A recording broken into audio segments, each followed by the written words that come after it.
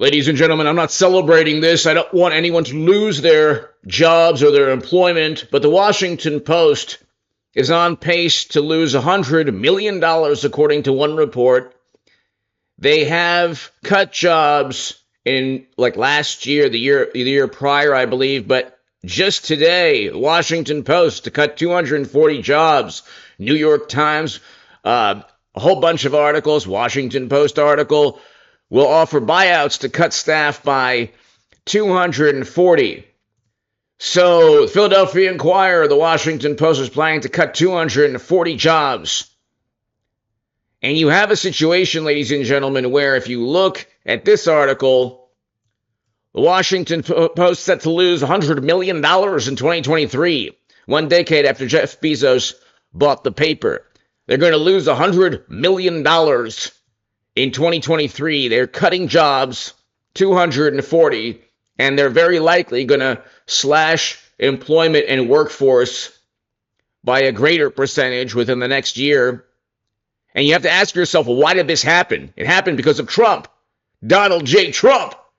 And the greatest, I could say, and I'm not gleeful, I don't want people to lose their jobs, but when you devote your entire lives to trying to take down Trump, along with The Atlantic, The New York Times, the CNN, MSNBC, Vanity Fair, Esquire, Rolling Stone, Daily Beast, The Nation, Mother Jones, Atlanta Journal-Constitution, Los Angeles Times, all of Hollywood.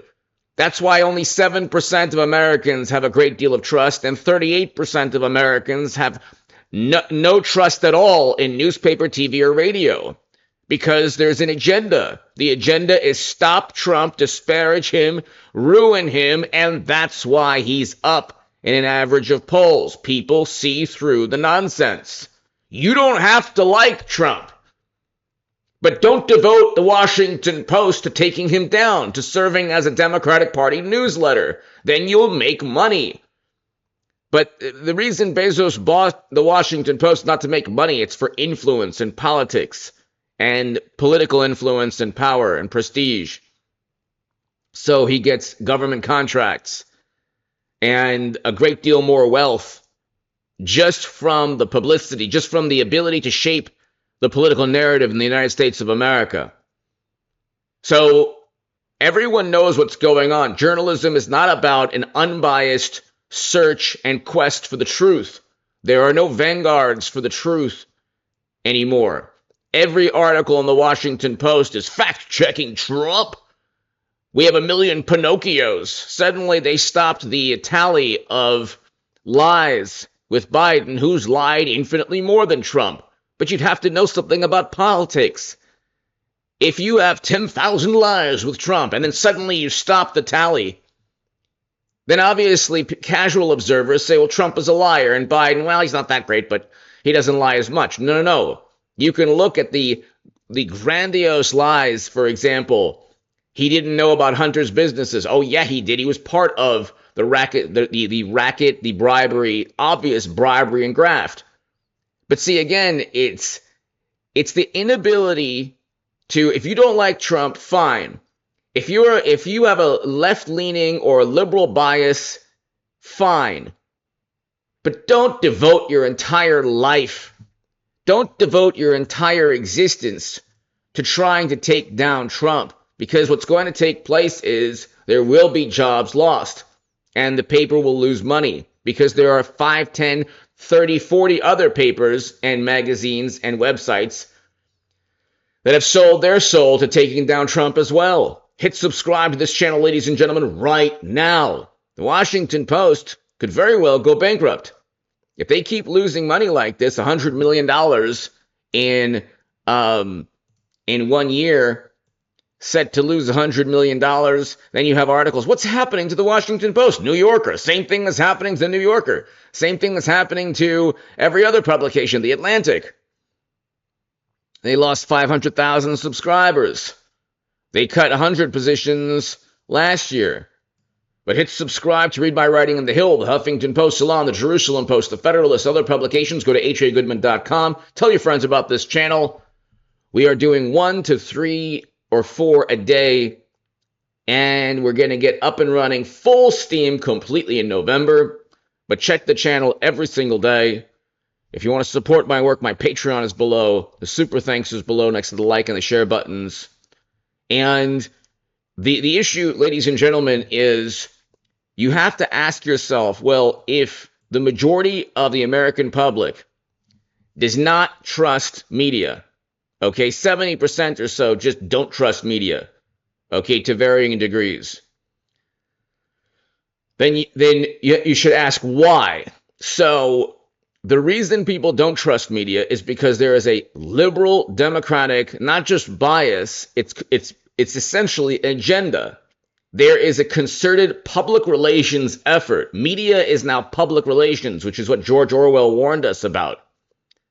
When journalism becomes public relations, when it's a PR campaign, when it's an effort to promote your political vantage point, okay, as opposed to just simply trying to find the truth. If you're a Washington Post reporter or a New York Times writer and you win the Pulitzer Prize because you went after Trump, and the New York Post and Daily Mail and others don't win Pulitzer Prizes because they break one of the most important stories in the past 50 years since Watergate, which is Hunter's laptop, there's a problem there. There's a major problem. Okay, and the biggest dilemma American society faces, ladies and gentlemen, is that you have millions of liberal Democrats who are wonderful, they feel morally superior, and they're highly educated, and they have all of their biases bolstered and backed and justified by endless media obsession against Trump. So when they look at the news, they say, oh my God, how could anyone like Trump? The reality, though, is that most of the country does not trust media. Democrats, of course, overwhelmingly trust media because media is an extension of their political party and their ideology, their political ideology. So when they look at the Washington Post or the New York Times or MSNBC, CNN, Vanity Fair, Esquire, The Atlantic, New Yorker, New York Magazine, Daily Beast, like I said, all of these publications are essentially newsletters of the Democratic Party. They only have one narrative, one vantage point. And then you get like the major papers like the Los Angeles Times or the Atlanta Journal-Constitution or other publications around basically every major urban metropolitan newspaper is going to side with the Democratic Party. And they'll do so vehemently. And Democrats still lose to Trump in an average of polls. And they needed 50 intelligence officials to go to bat for them. They needed tech companies to silence critique of Hunter. They had every single possible advantage to prop up mashed potato brains. So everyone knows what's going on. That's why if the reason they're laying off people at the Washington Post is because the Washington Post has essentially become an extension of the Democratic Party. It's not about finding out the truth.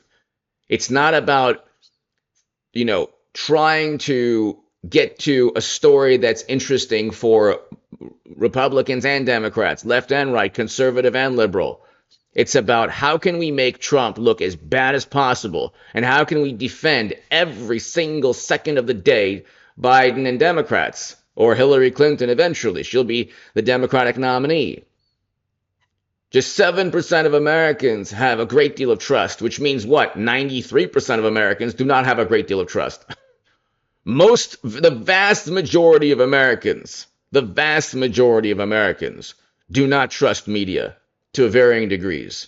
Okay, you can, according to this Gallup article, close to 90-something% really don't trust media. And the reason is because the Washington Post was viewed as either a bipartisan or, nonpartisan objective publication 20 years ago. Okay? Didn't really side with Democrats or Republicans. In fact, it was somewhat more conservative 25, 26, 27, 30 years ago, 40 years ago. And now it's an extension, like a mouthpiece, a megaphone for the Democratic Party. What is the point of that? Give me your thoughts below. Hit subscribe right now. Trump is sending them to bankruptcy.